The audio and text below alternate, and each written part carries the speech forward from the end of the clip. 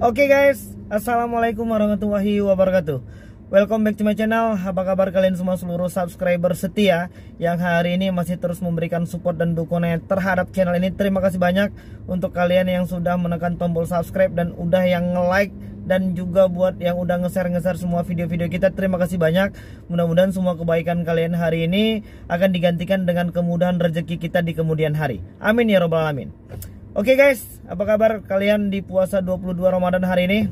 Mudah-mudahan kita masih tetap kuat ya untuk menjalani semua kegiatan Ramadan ini dengan baik dan berhasil nanti di Idul Fitri. Dan kita orang-orang yang berhak untuk merayakan kemenangan ketika kita sudah menjalankan ibadah puasa. Dan mudah-mudahan kita tetap diberikan kelimpahan rahmat dan rezeki, diberikan kekuatan dan kesehatan, sehingga kita bisa melewati semua permasalahan yang hari ini sedang kita hadapi dengan baik, dengan berpikir positif, dan tidak melakukan tindakan-tindakan yang mungkin bisa merugikan diri sendiri, orang lain, dan orang-orang yang kita sayangi. Amin ya robbal alamin. Oke guys, hari ini banyak pertanyaan yang masuk ke kita ya, tentang apa sih resikonya ketika kita gagal bayar atau belum mampu melakukan pembayaran di aplikasi Aku Laku, Kredivo, Home Credit, Indodana, dan Shopee Paylater ya. 5 aplikasi yang hari ini memberikan solusi pembiayaan barang ya. Apa buat kalian yang mungkin sudah pernah ngutang atau nyicil di aplikasi ini, mungkin beli handphone atau mungkin beli barang-barang yang lain, dan hari ini belum mampu melakukan pembayaran dengan alasan bahwasannya hari ini kita memang benar-benar tidak mampu untuk melakukan penyicilan atau mungkin pelunasan di aplikasi tersebut. Oke, buat kalian yang mungkin hari ini sedang dirumahkan, mudah-mudahan cepat menerima pekerjaan kembali ya, cepat menerima penghasilan lagi yang lebih baik lagi, yang lebih banyak lagi. Amin ya robbal alamin. Khususnya untuk kawan-kawan yang mungkin hari ini sedang dirumahkan karena efek pandemi COVID-19 kemarin ya, tetap bersabar dan teruslah berusaha agar kita bisa terbebas dari segala macam tuntutan peran dan tuntutan hutang hari ini. Amin ya robbal alamin. Oke guys, kita pengen ngejelasin ya tentang apa saja resiko yang mungkin akan kita hadapi ketika kita tidak mampu untuk melakukan pembayaran di 5 aplikasi tersebut. Oke, kita pengen kasih tahu dan bongkar satu persatu supaya nanti kalian mengerti dan bisa menerapkan ini agar kalian nanti bisa sedikit lebih tenang ya. Oke, yang pertama itu adalah ketika kita memang belum mampu melakukan pembayaran dengan alasan ketidakmampuan. Hal yang pertama, mereka akan mengkonfirmasi melalui via telepon. Mereka akan tagih melalui via telepon. Dan tugas kita di situ adalah bersifat kooperatif. Dengan catatan kita harus menjelaskan keadaan perekonomian kita hari ini. Jelaskan saja bahwasannya kita memang belum mampu untuk melakukan penyicilan ataupun pembayaran. Karena memang mungkin ya untuk kawan-kawan yang sedang dirumahkan itu sudah tidak menerima pekerjaan dan tidak menerima penghasilan lagi. Yang kedua, tempokan jadwal pembayarannya. Terserah itu mau bulan depan atau mungkin 2 bulan lagi. Yang penting ada iktikat baik dan pernyataan kita siap untuk bertanggung jawab dan siap melakukan penyicilan atas barang yang pernah kita ambil atau mungkin yang dibiayai oleh mereka. Oke, sampai dengan di situ tugas kalian selesai, bahwasannya kalian memang punya iktikat baik untuk melakukan pembayaran penyicilan ketika nanti kita sudah punya uang. Dan yang kedua, ketika nanti kalian ditagih atau mungkin diteror, terserah mau dari aplikasi apa saja ya, kalian harus mampu bersikap tenang, berpikir jernih, dan tidak melakukan tindakan-tindakan yang mungkin bisa merugikan diri sendiri, orang lain, dan orang-orang yang kita sayangi. Hari ini ada ribuan orang yang hari ini menunggak pembayaran karena memang mereka belum mampu melakukan penyicilan atau mungkin pembayaran.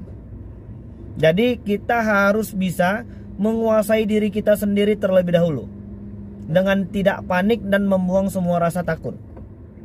Jadi kalau nanti kita panik, pusing sendiri, malah depresi, jadi orang gila, nggak mampu lagi buat bekerja, sakit-sakitan karena mungkin diteror, diintimidasi, dan lain sebagainya, itu harus dibuangkan. Jadi kalian harus bisa menguasai diri kalian sendiri terlebih dahulu. Itu untuk yang kedua. Dan yang ketiga, jika seandainya beberapa aplikasi tersebut mengirimkan surat tagihan, ya sudah, Kalau masih bersifat surat, ya namanya mereka mengirimkan, ya kita terima. Mau tidak mau pengantar pos akan antarkan itu ke alamat kita.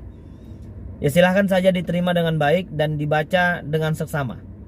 Dan yang selanjutnya adalah ketika debt collector datang ke rumah. Dan hari ini banyak pertanyaan yang masuk ke kita itu tentang debt collector dari 5 aplikasi tersebut. Apakah 5 aplikasi ini memang sudah benar-benar punya debt collector lapangan? Jawabannya benar, dan hampir di setiap daerah, khususnya untuk yang di kota-kota besar. Kenapa seperti itu? Karena 5 aplikasi ini memang sudah terdaftar di OJK sebagai salah satu aplikasi yang beroperasi tentang pembiayaan. Jadi kemarin banyak juga pertanyaan yang masuk, Bang, kenapa 5 aplikasi ini tidak masuk dalam 148 aplikasi yang Abang share yang sudah terdaftar di OJK. Jadi mereka ini sebenarnya bukan pinjaman uang online, ya. Mereka ini produk pembiayaan, berbeda. Walaupun dalam aplikasi mereka ini, mereka juga menyediakan mungkin produk multiguna dana, atau mungkin dana cicil, atau mungkin banyaklah nama-namanya dari aplikasi tersebut ini yang juga memang meminjamkan uang. Tapi kalau sepertinya untuk di aplikasi Aku Laku, mereka itu sudah banyak bekerja sama dengan aplikasi-aplikasi yang lain yang memang benar-benar dari aplikasi pinjaman uang online. Ya, kita harus bisa bedakan dulu bahwasannya mereka ini memang bukan dari aplikasi pinjaman uang online. Mereka ini pada awalnya adalah aplikasi-aplikasi proyek pembiayaan pembelanjaan barang. Ya, bisa itu handphone atau mungkin barang-barang yang lain. Ya, mereka itu jadi berbeda dengan pinjaman uang online. Walaupun di dalam aplikasi tersebut mereka memiliki produk layanan untuk meminjamkan uang. Jadi bagaimana, Bang, kalau seandainya debt collector datang ke rumah? Ya nggak kenapa-kenapa. Selama mereka masih bersikap baik, sopan, santun, kita wajib bersifat kooperatif. Mereka juga adalah saudara-saudara kita yang hari ini sedang bekerja dan memperjuangkan kehidupan keluarganya. Selama mereka masih bersikap sopan, santun, dan memang tidak melanggar norma-norma hukum yang berlaku, sambut saja mereka dengan baik dan berikanlah, ya kalau mungkin ini tidak di bulan puasa, berikanlah mereka secangkir yang mungkin bisa membasahi tenggorokan mereka, karena mereka juga itu udah capek. Oke, itu tahap yang pertama, sambut mereka dengan baik selama mereka masih bersikap sopan dan santun. Dan yang kedua, ceritakanlah bahwasannya keadaan kita hari ini memang belum mampu melakukan penyicilan dan pembayaran. Sebelum itu kalian harus memintai beberapa keterangan bahwasannya memang mereka ini benar dari aplikasi tersebut. Misalnya melihat ID card pekerjaan mereka. Yang kedua adalah kartu tanda pengenal. Itu harus sama. Kalian berhak mempertanyakan itu. Dan yang ketiga adalah surat penugasan dan surat kuasa penagihan. 3 hal ini harus ada. Kalau tidak ada bagaimana, Bang? Ya jangan dibayar. Kalau seandainya mereka itu melakukan penagihan ke rumah, minta langsung dibayarkan, kita tetap pesankan untuk melakukan pembayaran itu melalui aplikasi menggunakan kode virtual akun.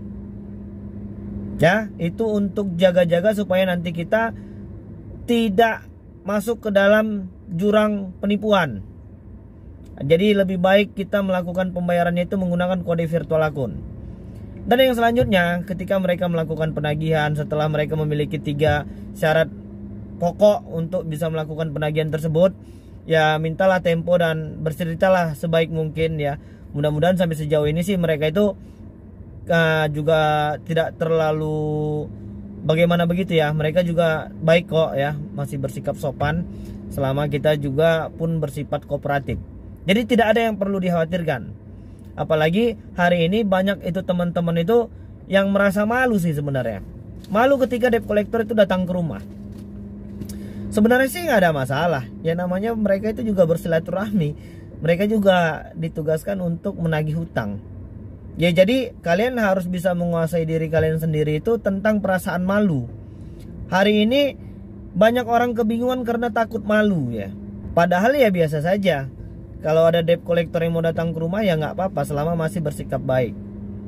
Ya, dan hari ini cobalah untuk lebih bersikap dan berpikir positif. Walaupun di tengah banyaknya godaan pembiayaan atau mungkin pay letter di hampir semua aplikasi. Jangan ngutang kalau memang sebelumnya kalian memang nggak benar-benar penting.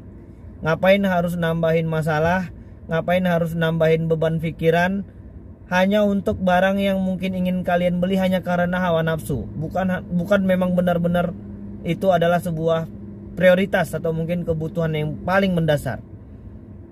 Banyak hari ini teman-teman itu ya karena memang bisa bayarnya bulan depan atau mungkin memang bisa ngutang, jadi tergoda ya buat ngambil barang-barang, beli belanja-belanja, handphone yang baru, yang lain-lain sebagainya.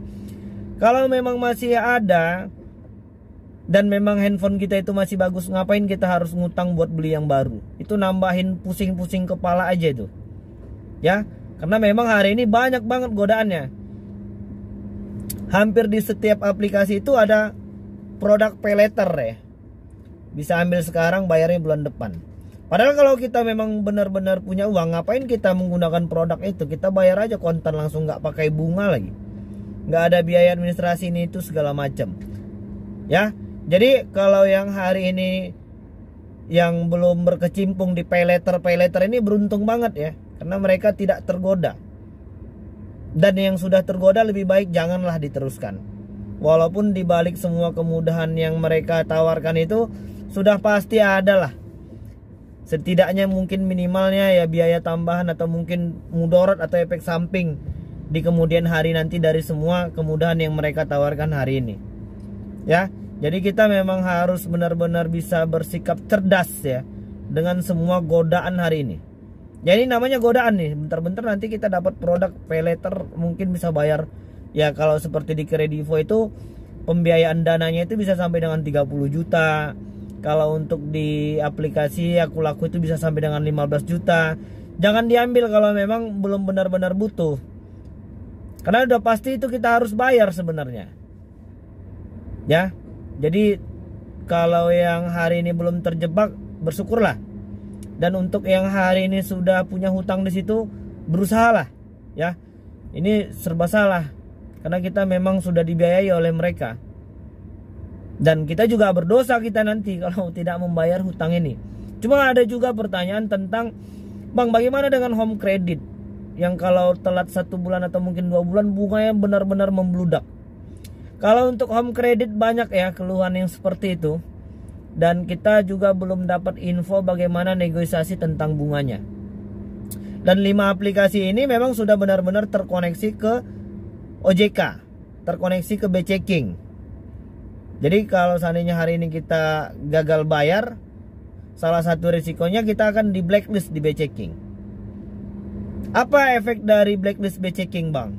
Ya mungkin kita akan sedikit kesulitan ya nanti ketika kita berurusan dengan bank atau mungkin kredit-kredit seperti rumah, mobil, motor yang berhubungan dengan perbankan dan finansial lah.